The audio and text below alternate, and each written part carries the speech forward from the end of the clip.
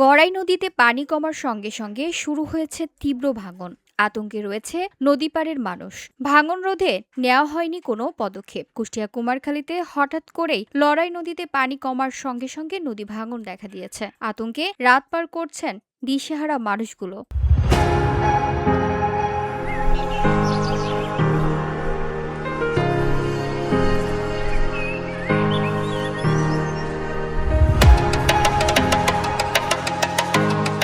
কুমারখালী পৌরসভার শহীদ গোলাম কিবরিয়া সেতুর পূর্ব দিক তেবাড়িয়া ও আগ্রাকুণ্ডু এলাকায় প্রায় ১ কিলোমিটার জায়গা নদী ভাঙনের কবলে পড়েছে। নদী ভাঙনে ভিটে মাটি হারানোর সংখ্যা রয়েছে বহু মানুষের। এরই মধ্যে প্রায় ১০ একর ফসলি জমি নদীগর্ভে বিলীন হয়েছে। ভাঙন রোধে নেওয়া হয়নি কোনো পদক্ষেপ। কর্তৃপক্ষের উদাসীনতায় নদীর পাড়ে এমন ভাঙন বলে জানিয়েছে এলাকাবাসী। যথাসময় ব্যবস্থা নিলে নদী ভাঙন রোধ করা সম্ভব। নদী ছিল অনেক দূরে, এখন এই অবস্থায় দেখে ভাঙতে ভাঙতে কুলে চলে আসছে। এখানে চাষাবাদ করে খাইতো।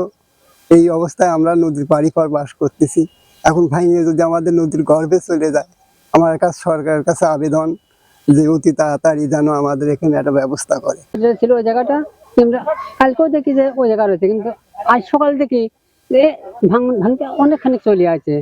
আমাদের আশপাশে প্রায় ৬খানি ঘর আছে। এরকম যদি ভাঙে তাহলে আমাদের পরিবার সকাল কোথায় যা দাঁড়াবো, কোথায় আমরা বসবাস করবো? ২০-২৫ দিন টিমটাকে ভাঙতে ভাঙতে চলে আসতেছে। চলে আসে এই আমার বাড়ি এই ফসলি ক্ষেত না ছিল ২০-২৫ বিঘে, সেগুলো ভেঙে নদী চলে গেছে। ফেসারি ছিল, ভুট্টো ছিল, সব চলে গেছে দোপে। তারপরে বাড়িঘর ভেঙে যাওয়ার চিন্তা ভাবনা, ভয় আমার ওই জন্য। আমার যে এরকম তো ভাঙ থাকে, আমরা যে কোথায় যাবো, আমার তো জায়গা বাসা নাই, তো কোথায় যাবো এটা নির্ধারণ করতে পারতেছি না। কোথায় যাবো আমরা এখন? সরকার যদি এটি করে তাহলে আমরা বাঁচতে পারবো।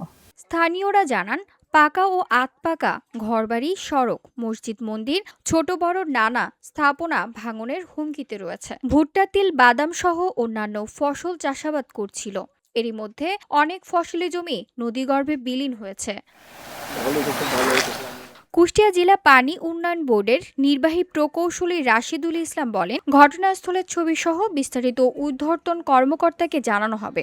তাদের অনুমতি পেলে জরুরি ভিত্তিতে জিও ব্যাগ ফেলার প্রকল্প নেওয়া হবে। ধরেন এত ভাস্ট কাজ করার কোনো বাজেট আমাদেরকে দেয়নি। আমাদের অল্প কিছু টাকা দিয়েছে, সেটা দিয়ে আমরা যে জিকে যে প্রজেক্ট সেটাই কাজ করতে পারি। আমাদের নদী ভাঙনের কোনো অর্থ এখন আপাতত নেই। আমরা যে একটা স্টাডি করতেছি IWM যে প্রোটেক্টিভ ওয়ার্কের কাজ হয়েছে বিভিন্ন জায়গায়, ওরকম করার জন্য আমরা একটা সুপারিশ করছি অলরেডি। এখন এটা প্ল্যানিং কমিশনে অনুমোদন হবে, অনুমোদন হওয়ার পরে এটা কাজ হবে। এখন তো প্ল্যানিং কমিশনে এক থেকে নতুন প্রকল্প নিচ্ছে না, আমরা চেষ্টা করতেছি, দেখা যাক। স্থানীয়দের দাবি, সংশ্লিষ্ট কর্তৃপক্ষের নজরদারি, নদীর গতিপথ নিয়ন্ত্রণ ও টেকসই বাঁধ নির্মাণ, নদীর স্বাভাবিক প্রবাহ বাধাগ্রস্ত না হয় এবং পরিবেশের ভারসাম্য বজায় থাকলে নদীর ভাঙন রোধ করা সম্ভব।